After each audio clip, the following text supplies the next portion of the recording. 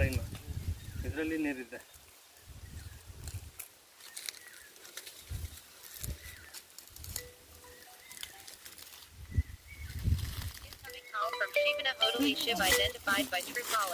ಇದು main line ಇದೆ, ಇದು ಮೈನ್ ಲೈನು ಕರೆಕ್ಟಾಗಿ ಕೊಟ್ಟಿದ್ದಾರೆ ಪಾಯಿಂಟು.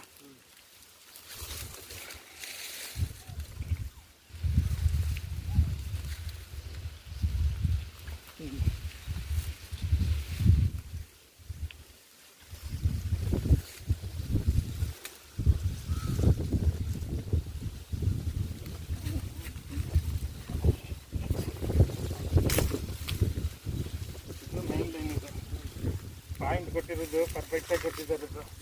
ನೀವು ಡೀಪ್ ಹೋಗಿಲ್ಲ, ಡೀಪ್ ಹೋದರೆ ನಿಮಗೆ ಇದು ಒಳ್ಳೆ ನೀರೇ ಬೀಳುತ್ತಿದ್ದು. ಡೀಪ್ ಹೋಗ್ಬೇಕು. ಇದು 1200 ತನಕ ಟ್ರೈ ಮಾಡಿ.